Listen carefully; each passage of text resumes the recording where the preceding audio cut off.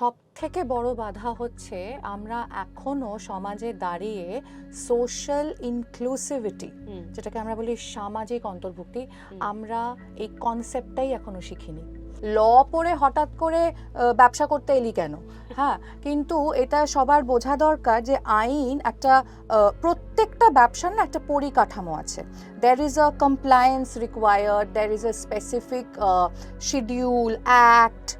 Like আমি example দিচ্ছি NGO run করতে গেলে there is this disability act which we need to follow, persons with disability act, so we need to follow all the rules and regulations and it has to be মানে on our fingertips.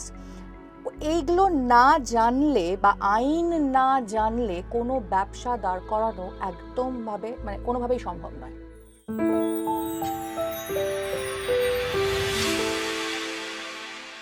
High, welcome back.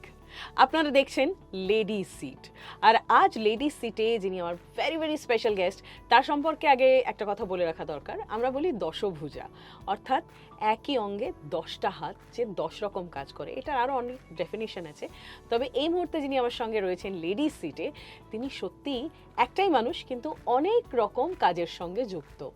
তিনি একাধারে lawyer, তিনি author, she runs a nursing home, a hospital rather, and she also runs an NGO. বুঝতে পারছেন, বিশাল বিশাল সমস্ত কাজ, অথচ একা হাতে সামলাচ্ছে অমৃতা মিত্র।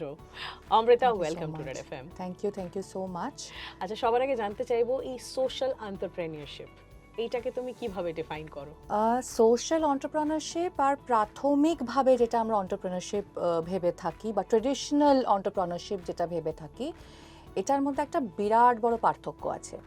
পার্থক্যটা এটা যে একটা social entrepreneur tries two basically identify problems of the society এবং সেটার উদ্দেশ্যে একটা বিজনেস মডেল ক্রিয়েট করে এবং তার থেকে সে নিজের ফান্ডও জেনারেট করলো, প্লাস একটা সোসাইটির একটা সমস্যাকে সামহাও মিটিগেটও করলো। সো সোশ্যাল এন্টারপ্রেনারশিপের সৌন্দর্যটা, বা আমরা যদি কেউ সোশ্যাল এন্টারপ্রেনার হয়ে থাকি, তার সৌন্দর্যটা এটাই যে আমরা না কেবল একটা সামাজিক ব্যাধিকে দূর করতে হেল্প করছি, we are earning our livelihood through that. Absolutely. So you are also a lawyer. তো আইন বা ল তোমার কাজে কিভাবে তোমাকে হেল্প করেছে, তোমার এই এন্টারপ্রেনারশিপ বিল্ড করতে কিভাবে? Very good question. আমাকে অনেক এই প্রশ্নটা করেছে যে ল পড়ে হঠাৎ করে ব্যবসা করতে এলি কেন?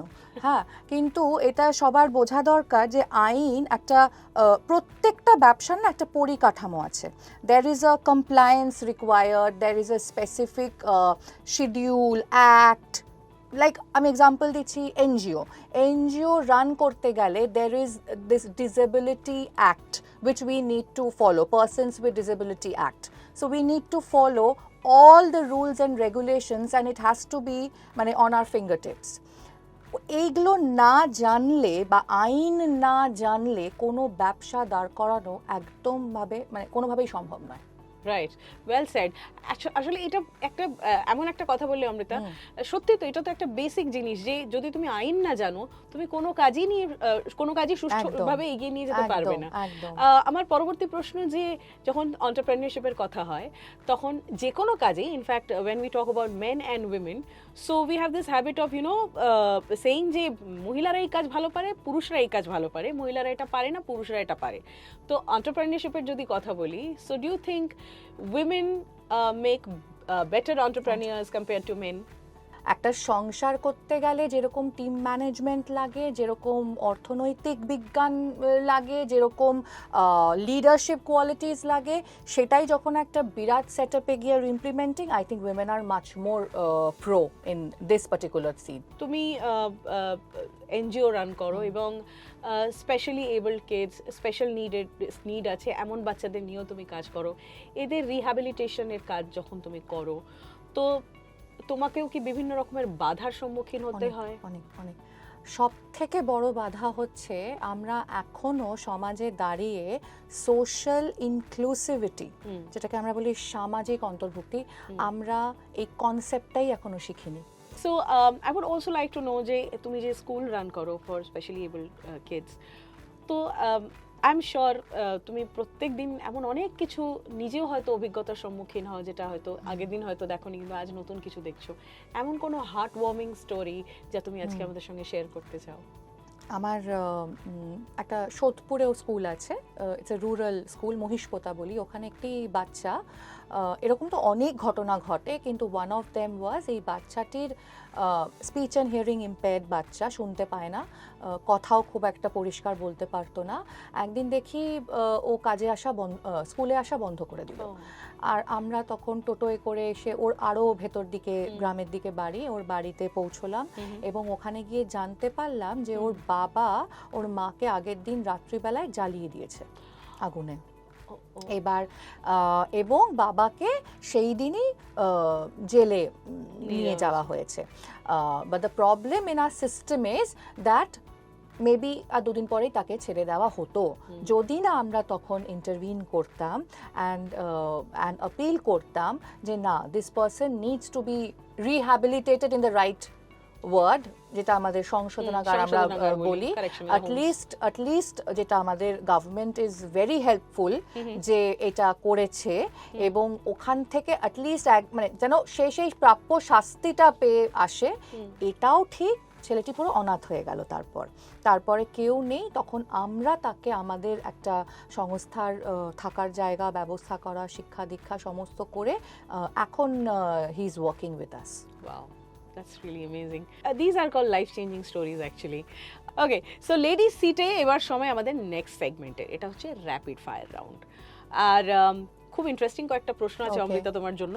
আমি এক এক করে জিজ্ঞেস করব, বেশি সময় নেওয়া চলবে না, তুমি জানো এটা rapid fire. One Bengali word that describes your mood today. Mood today? উচ্ছ্বাসিত। উচ্ছ্বসিত আকার লেগে গেছে। ও কিন্তু খুব সুন্দরভাবে মুখস্থ করে যায় উচ্ছ্বসিত। আবার আমরা লিখেও রেখেছি, ইংরেজিতে বলতে পারবো, বলবো বেঙ্গলিতে বলো। The toughest part of your job? Time management. One cliche you are tired of hearing? You can't do it, I'll do it for you. Oh. One thing men should stop saying to women in 2026? Let me handle it. बहुत ही महीन तरीके से, बहुत ही महीन जवाब है। Okay, your go-to song? I love Jagjit Singh, so I would say तुम इतना जो मुस्कुरा रही, क्या गम है जो छिपा रहे हो। The ultimate बजाते रहो moment in your life? Every time when my sales team comes and tells that we have got that target. Yes, सारी मुश्किलों को पार करके कर लिया सारा টার্গেট পুরা। Amrita, thank you so much আমাদের স্টুডিওতে আসার জন্য। অমৃতাকে আমি আগেও দেখেছি, আগেও ওর সঙ্গে আমার দেখা হয়েছে, আগেও আমরা কথা বলেছি, ওর বই ইনফ্যাক্ট আমি পড়েছি। আর তারপর আজ এখানে বসে আমার মনে হচ্ছে আমি আরেকটা অমৃতাকে দেখছি, আরেকটা মানুষকে দেখছি। এই বিষয়গুলো নিয়ে সেদিন হয়তো কথা হয়নি, কিন্তু আজ কথা হলো। Amrita, thank you so much once again. Thank you so much, and I'm so glad that this is a very important thing, ladies seat. Yes. And the name is absolutely amazing. Absolutely. কারণ ladies seat generally আমরা বলি, লোকে তাচ্ছিল্য করে, ও ladies তো ladies সিটেই বসবে, কিন্তু ladies seat is not just a seat. Ladies seat কিন্তু লেডিজরা নিজের কাজ করে নিজের দমে, एम्पावरमेंट उनका हक है, तो वो लिया है। तो लेडीज सीट पे यहाँ जो बैठने वाली लेडीज को आप देख रहे हो ना, सो उनके अंदर उन्होंने वो आइडेंटिटी बनाई है। ওনারা এই সমস্ত মহিলা যারা আসছেন লেডিস সিটে, এনারা কিন্তু নিজেদের একটা অসাধারণ আইডেন্টিটি বানিয়েছেন এবং তারা ইন্সপিরেশন বহু মানুষের কাছে, and they deserve this ladies seat. And একটা ছোট্ট গিফট, টোকেন অফ ছোট গিফট, এটা অমৃতার জন্য।